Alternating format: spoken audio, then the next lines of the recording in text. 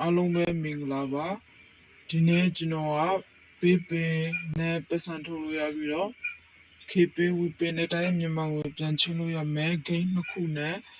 game နှစ်ခုကိုမျှဝေပေးမှာဖြစ်ပါတယ်ပထမဆုံးကျွန်တော်ဗီဒီယိုရဲ့ description မှာချပေးထားတဲ့ link ထဲကနေ US ပူပြန်ခံပြီးတော့ Play Store ထဲကိုသွားပါမယ်Play Store ထက်မှာ Lucky Cat Shot ဆိုတဲ့ဒီ game လေးကိုတွေ့ရမှာဖြစ်ပါတယ်ကျွန်တော်ကတော့ဒီမှာ game down ပြီးပြီဖြစ်တဲ့အတွက်ဒီမှာ play ဆိုပြီးပေါ်နေတာဖြစ်ပါတယ်သူငယ်ချင်းတို့က game မ down ရတဲ့ရင်အရင်ဆုံး game down ပေးရမှာဖြစ်ပါတယ် game down ပြီးပြီဆိုရင်တော့ကျွန်တော်တို့ဒီ play ဆိုတဲ့နေရာလေးထက်ကိုဝင်ပေးလိုက်မှာဖြစ်ပါတယ် play ဆိုတဲ့နေရာလေးထက်ကိုဝင်ပေးလိုက်ပြီဆိုရင်သူငယ်ချင်းတို့ကဒီလိုမျိုးအရင်ဆုံးတွေ့ရမှာဖြစ်ပါတယ်login Google account နဲ့ login ဝင်ပေးရမှာဖြစ်ပါတယ်ကျွန်တော်တို့ကဒီ log with Google ဆိုတဲ့ login with Google ဆိုတဲ့နေရာလေးကိုကျွန်တော်တစ်ချက်နှိပ်ပေးလိုက်ပါနှိပ်ပေးလိုက်ပြီဆိုရင်ဒီမှာကျွန်တော်တို့ဖုန်းထဲမှာရှိတဲ့ Gmail account တွေကြာလာမှာဖြစ်ပါတယ်ကျွန်တော်တို့ကကြိုက်တဲ့တရား Gmail တစ်ခုကိုနှိပ်ပြီးတော့ account ပြုလုပ်ပေးရမှာဖြစ်ပါတယ်ဒီလိုမျိုး account ပြုလုပ်ပေးပြီးပြီဆိုရင်တော့ကျွန်တော်တို့ game စဆိုလို့ရပြီပဲဖြစ်ပါတယ်ကျွန်တော်တို့က Google နဲ့ account ပြုလုပ်ပေးပြီးပြီဆိုရင်ဒီလိုမျိုးကျွန်တော်တို့ game ထက်ကိုရောက်လာမှာဖြစ်ပါတယ်ပထမဆုံးကျွန်တော်ဒီအောက်ကပေါ့နော် clip လေးတွေကိုကျွန်တော်ရှင်းပြပေးမှာဖြစ်ပါတယ်ကျွန်တော်တို့ game မဆော့ခင်ဒီမှာပေါ့နော်ဒီအပေါ်နားမှာရှိတဲ့ check in ဆိုတဲ့နေရာလေးကိုကျွန်တော်တို့တစ်ချက်ဝင်လိုက်ပါမယ်ကျွန်တော်တို့ check in ဆိုတဲ့နေရာလေးကိုဝင်ပေးပြီးပြီဆိုရင်တော့ဒီလိုမျိုးပေါ်လာမှာပဲဖြစ်တယ်ပေါ့နော်ကျွန်တော်တို့ကနေ့တိုင်းဒီနေရာလေးမှာ login ဝင်ပြီးတော့ယူပေးလို့ရပါတယ်ကျွန်တော်တို့ဒီ coin တွေကိုယူပေးမယ်ဆိုရင်တော့ဒီ collect ဆိုတဲ့နေရာလေးကိုနှိပ်ပေးပြီးတော့ကျွန်တော်တို့ကြော်ညာတပုတ်ကြည့်ပြီးတော့ coin ယူလို့ရမှာပဲဖြစ်ပါတယ်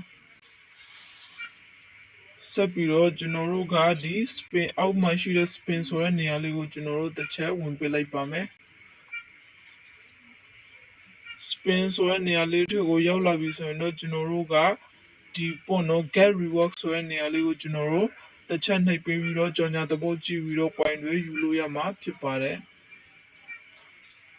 ပြီးတော့ဒီမှာပေါ့နော် scratch ဆိုတဲ့နေရာလေးလည်းရှိပါသေးတယ်ကျွန်တော်တို့ဒီ game မှာဆိုရင် coin ယူလို့ရတဲ့နေရာကအများကြီးပါတာပေါ့နော်အဲဒါကြောင့်ကျွန်တော်တို့ဒီ scratch ဆိုတဲ့နေရာလေးကိုကျွန်တော်တို့တစ်ချက်နှိပ်ပြီးတော့ကြော်ညာတပုတ်ကြည့်ပြီးတော့ခဲချစ်ကယူပြီးတော့လဲcoin ယူလို့ရမှာပဲဖြစ်ပါတယ်ပြီးတော့ပေါ့နော်ကျွန်တော်တို့ဒီအနားမှာရှိတဲ့ reward ဆိုတဲ့နေရာလေးကိုနှိပ်ပြီးတော့လဲကြော်ညာတွေကြည့်ပြီးတော့ coin တွေယူလို့ရမှာဖြစ်ပါတယ်အဲ့ဒါဆိုရင်တော့ကျွန်တော်တို့ဒီ game တစ်ပွဲဆော့လိုက်ပါမယ် game ဆော့မယ်ဆိုရင်ကျွန်တော်တို့ဒီနားမှာရှိတဲ့အဝိုင်းပုံလေးကိုကျွန်တော်နှိပ်ပြီးတော့ game ဆော့ရမှာဖြစ်ပါတယ်ကျွန်တော် game တစ်ပွဲဆော့ပြပေးမှာဖြစ်ပါတယ်ပေါ့နော်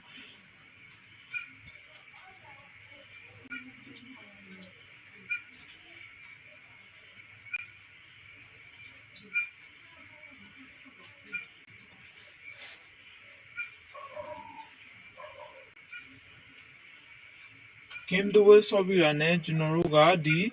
guest ဆိုတဲ့နေရာလေးကိုနှိပ်ပြီးတော့ကျွန်တော်တပုတ်ကြည့်ပြီးတော့ coin တွေယူပေးရမှာဖြစ်ပါတယ်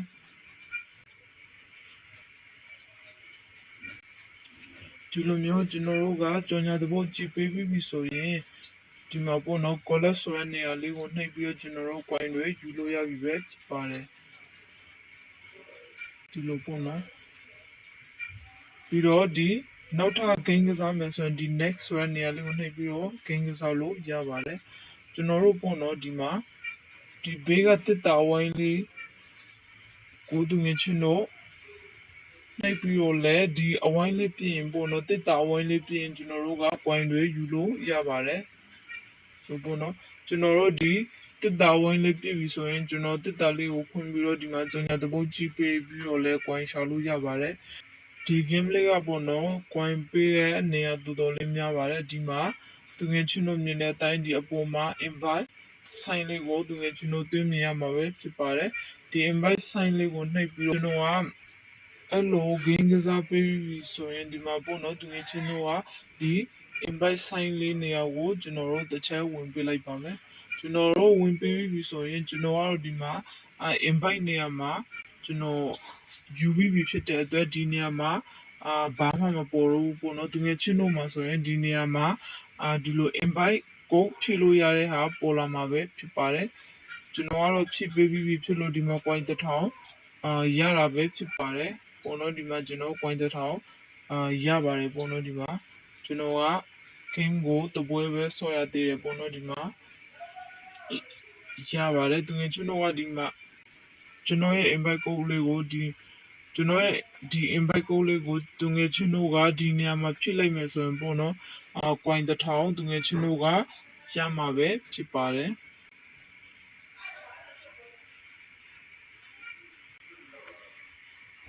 ဒီလိုပေါ့နော်သူငယ်ချင်းတို့ကဒီ game လေးကစားပြီးတော့ပတ်စံထုတ်မယ်ဆိုရင်ကျွန်တော်တို့ဒီနားမှာရှိတဲ့ ready ဆိုတဲ့နေရာလေးကိုတစ်ချက်နှိပ်ပေးရမှာဖြစ်ပါတယ် ready ဆိုတဲ့နေရာလေးကိုနှိပ်ပေးပြီးဆိုရင်တော့ကျွန်တော်တို့ကဒီမှာပေးနဲ့ပတ်စံထုတ်လို့ရမှာဖြစ်ပါတယ်ကျွန်တော်တို့ coin 3000ရရင်ကျွန်တော်တို့ကတစ်ချက်ပေါ့နော်$1ရမှာဖြစ်ပါတယ်ကျွန်တော်တို့ဒီမှာသူ coin 3သိန်းကျော်ရရင်$10ရမှာဖြစ်ပြီးတော့ coin 6သိန်းကျော်ရရင်တော့$20ရမှာဖြစ်ပါတယ်ပေါ့နော်ကျွန်တော်တို့က coin ပြုလို့ပတ်စံထုတ်မယ်ဆိုရင်ဒီနေရာမှာပေါ့နော်ပတ်စံထုတ်မယ်ဆိုရင်ဒီနေရာလေးကိုနှိပ်ပေးရမှာဖြစ်ပါတယ်ပတ်စံထုတ်မယ်ဆိုရင်ကျွန်တော်တို့ကဒီမှာ coin 3000ပြဖို့လိုပါတယ်ပေါ့နော်ဒီဟာလေးကိုနှိပ်ပေးပြီးတော့ကျွန်တော်တို့ PayPay အကောင့်ကိုဖြည့်ပေးရမှာဖြစ်ပါတယ်ဒီ game လေးပြီးသွားပြီဆိုရင်နောက်ထပ် game တစ်ခုကိုကျွန်တော်ရှင်းပြပေးပါမယ်နောက်ထပ် game လေးတစ်ခုကတော့ဒီ game ပေါ့နော် Spot the Different Life ဆိုတဲ့ game လေးဖြစ်ပါတယ်ဒီ game ရဲ့ link ကိုလည်းကျွန်တော် video ရဲ့ description မှာ link ချပေးထားတာပဲဖြစ်ပါတယ်သူငယ်ချင်းတို့ကဒီ game မဒေါင်းရသေးဘူးဆိုရင်ဒီမှာပေါ့နော် install ဆိုပြီးပေါ်နေမှာဖြစ်ပါတယ်ကျွန်တော်ကထောင်းပြီးသားမို့ဒီနေရာမှာ play ဆိုပြီးပေါ်နေတာပဲဖြစ်ပါတယ်ပေါ့နော်ဒီမှာကျွန်တော်တို့ကဒီ game down ပြီဆိုရင်ဒီ play ဆိုတဲ့နေရာလေးကိုတစ်ချက်ဝင်ပေးလိုက်ပါမယ် play ဆိုတဲ့နေရာလေးထက်ကိုဝင်ပေးလိုက်ပြီဆိုရင်ကျွန်တော်ကတော့ဒီမှာအကောင့်ဖောက်ပြီးသားဖြစ်တဲ့အတွက်ဒီမှာဒီလိုမျိုးပေါ်နေတာဖြစ်ပါတယ်သူငယ်ချင်းတို့ကအကောင့်မဖောက်ရသေးဘူးဆိုရင်ခုနကကျွန်တော်ပထမ game မှာပြထားတဲ့အတိုင်း Gmail တစ်ခုနဲ့အကောင့်ဝင်ပေးရမှာဖြစ်ပါတယ်ပေါ့နော်ကျွန်တော်ကဒီမှာအကောင့်ဖောက်ပြီးသားမို့အကောင့်ထက်ကိုတန်းရောက်လာတာပဲဖြစ်ပါတယ်ကျွန်တော်ကတော့ဒီမှာအကောင့်ဖောက်ပြီးတော့ games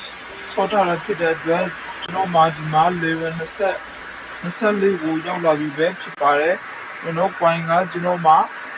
16000ကျော်ရလာပြီပဲဖြစ်ပါတယ်ကျွန်တော်တို့ငယ်ချင်းတို့ကို game ဆော့နေပတ်စံထုတ်ပြီးကိုကျွန်တော်တစ်ချက်ပြောပြပေးပါမယ်ကျွန်တော်တို့ game ဆော့မယ်ဆိုရင်ဒီနေရာမှာပေါ့နော်ကျွန်တော်တို့က game နှစ်ပွဲကိုနိုင်အောင်ဆော့ထားရင်ဒီနားမှာspin ကိုတစ်ခါထည့်ခွင့်ရမှာပဲဖြစ်ပါတယ်ပေါ့နော်ကျွန်တော် game တစ်ပွဲဆော့ပြပါမယ်ကျွန်တော်တို့ဒီ game ကဘယ်လိုမျိုးလဲဆိုရင်ကျွန်တော်တို့ကဒီပေါ့နော်ပေးထားတဲ့ပုံကနေမတူတဲ့အရာတွေကိုရှာတွေ့ရမှာဖြစ်ပါတယ်သူကပုံလို့ဒီမှာပုံကမတူတဲ့အရာ၃ခုကိုသူကရှာပြခိုင်းတာဖြစ်ပါတယ်ပုံ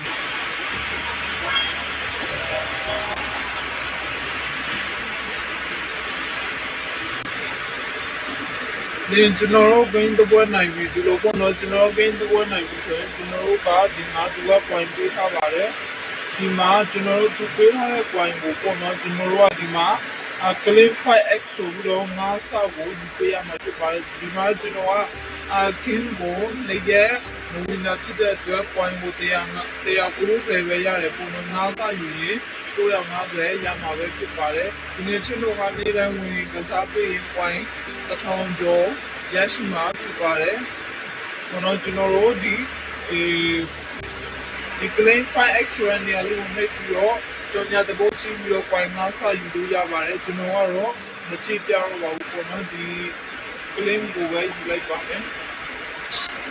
ကျွန်တော်က coin 190ပဲယူလိုက်တာဖြစ်ပါတယ်ပြီးတော့ဒီနေ့ကျွန်တော်ကဒီအောက်ကနေဒီတစ်တာလေးတွေကိုလည်း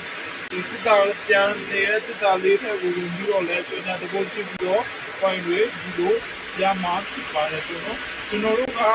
ဒီလိုမျိုး game တစ်ပွဲနိုင်ထားပြီဆိုရင်ဒီ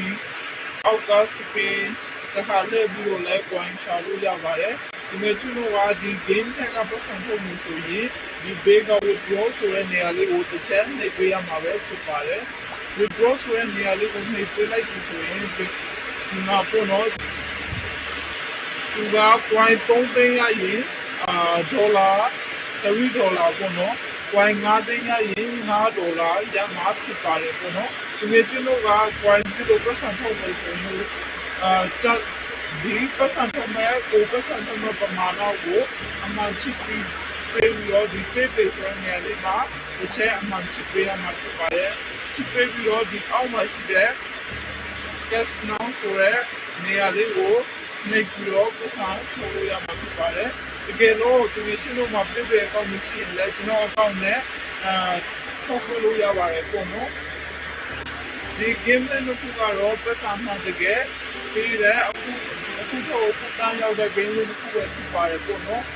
အားလုံးပဲအဆင်ပြေကြပါစေ